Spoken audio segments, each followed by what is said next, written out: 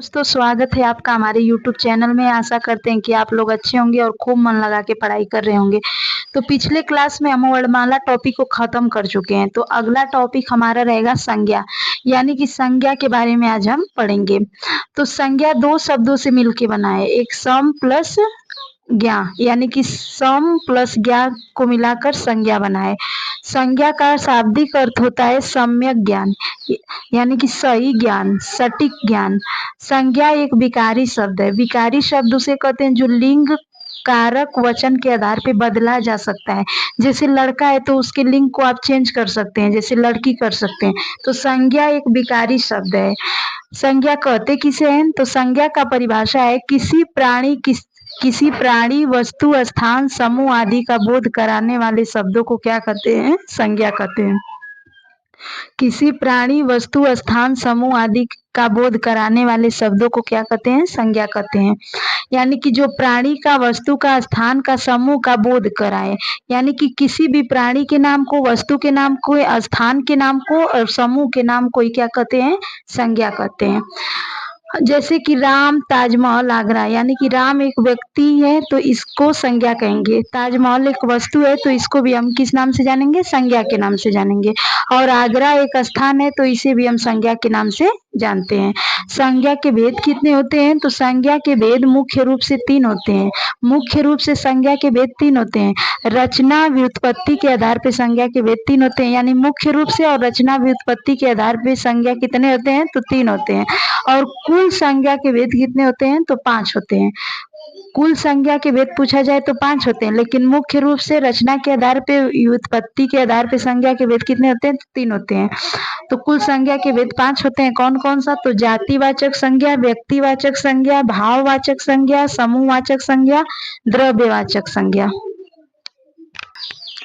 संज्ञा के 5 भेद को हमने पढ़ा, तो सबसे पहले भेद को पढ़ेंगे, यानी कि सबसे पहला भेद है व्यक्तिवाचक संज्ञा। व्यक्तिवाचक संज्ञा किसे कहते हैं? तो किसी व्यक्ति, दिशा, राष्ट्रीय, जाति, देश, नदी, समुद्र, पर्वत, पुस्तक, दिन, महीना, त्योहार आदि के नाम को क्या कहते हैं? व्यक्तिवाचक संज्ञा कहते हैं। यानी कि किसी व्यक्ति के नाम को, किसी दिशा के नाम को, किसी राष्ट्र के नाम को और जाति के नाम को, देश के नाम को, किसी नदी के नाम को, समुद्र के नाम को, पर्वत के नाम को, पुस्तक के नाम को, दिन के नाम को और महीनों के नाम को, त्योहारों के नाम को हम किस नाम से जानते हैं? व्यक्तिवाचक संज्ञा के नाम से जानते हैं। जैसे आपका एग्जाम में आ जाएगा, यमुना कौन सी संज्ञा है? तो व्यक्तिवाचक संज्ञा है। हिमालय कौन सी संज्ञा है? तो व्यक्तिवाचक संज्ञा है। दिल्ली कौन सी संज्ञा है? तो व्यक्तिवाचक संज्ञा है। नवीन कौन सी संज्ञा है? तो नवीन किसी पर्सन का नाम है, किसी एक व्यक्ति का नाम है। अंकित किसी व्यक्ति का नाम है। जैसे दिल्ली एक स्थान है, यमुना एक नदी है, हिमालय एक पर्वत है, तो इसे हम व्यक्तिवाचक संज्ञा के नाम से जानते हैं। अब दूसरा भेद आपका है जातिवाचक संज्ञा। जातिवाचक संज्ञा किसे कहते हैं? तो जिसके जैसा और होती है, यानी कि जिसके जैसा कोई और है, यानी कि जो पूरे जाति समूह का बोध कराए, जो हमारे पूरे जाति समूह का बोध, जानकारी प्रदान करे, उसे जातिवाचक संज्ञा कहते हैं।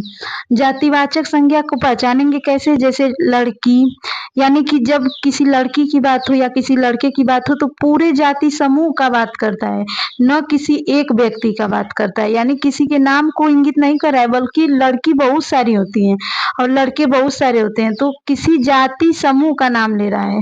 तो पूरे जाति समूह का जो बोध कराए उसे जातिवाचक संज्ञा कहते हैं। तो लड़की, नदियां, यानी कि बहुत सारी नदियां होंगी, पहाड़, बहुत सारे पहाड़ होंगे, भवन, पशु, पक्षी, यानी कि इसे जातिवाचक संज्ञा के नाम से जानते हैं।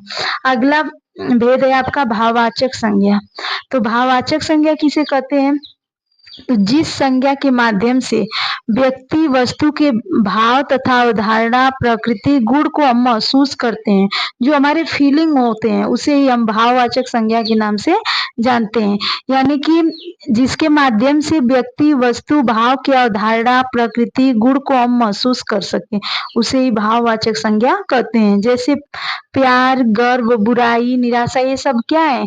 एक फीलिंग है, एक संवेग है। इसे ही हम भाववाचक संज्ञा के नाम से जानते हैं।